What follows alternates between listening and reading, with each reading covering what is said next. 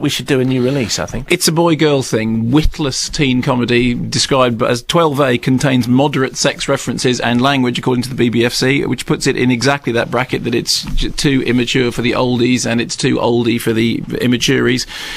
It's just a rubbish teen... I say it's supposed to be teenage because the people in it are nothing like teenagers. Teen comedy in which a boy and a girl wake up one morning to discover that they have swapped their bodies, which means that he has to deal with womanly things and she has to deal with Mr. Happy, and oh, the laughs just never stop. It appears to have been written by David Furnish.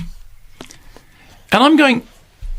The David Furnish. I mean, presumably there can't be more than one. It has to be David Furnish, as in David and Elton fame. And of course, Elton John gets an exec producer credit, which seems to suggest that it is David Furnish of and Elton and David fame. And I'll tell you this. He can't write. I was going to say, is he famous for his top witty dialogue? Clearly not. Why does this film exist? It exists apparently because it has a script by David Furnish of Elton and David Furnish. Would he be Lady Furnish, by the way? Because you have Lord and Lady, and they've gone through a civil partnership, so presumably... But that's assuming that Elton isn't Lady.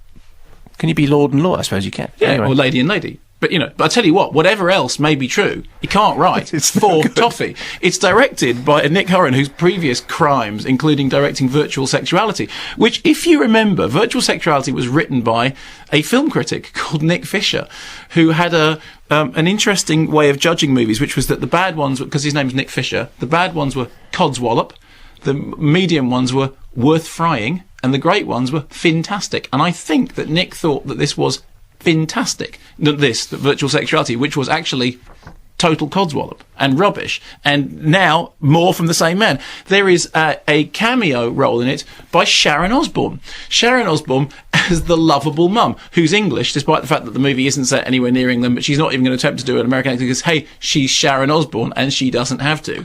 But she's given a role which is simply, Sharon, you free for a day or so? I think we've heard enough, really, of this. And it just... There we go. Not funny, boring, cringe-worthy gags. The idea, instead, it clearly is ripped off Freaky Friday, which is a much better movie. And the lead, the woman who plays the lead in it, was in that last Lindsay Lohan movie. It's called Just My Luck. And presumably at some point they must have had a conversation which was, oh, you're remaking Freaky Friday as well? Yeah, it's just that we're not calling it a remake of Freaky Friday. We're calling it It's a Boy-Girl Thing. Who wrote it? David Furnish. A name to avoid. Yes. I mean, maybe it's a different David Furnish. No, I suspect it is. And David Furnish update, breaking news. Produced, not right. It didn't sound right to me at all. Produced by, at least is that what it says as of there? Oh, hang on. You were just fiddling around with my computer. Yes, I was. I can't. Well, I've just got pictures of David Furnish. Have you? I've got David Furnish in all positions. I don't know what to do with it. No, I think produced by rather than written by. Written by Jeff Dean, I think. You're okay. Still rubbish. It's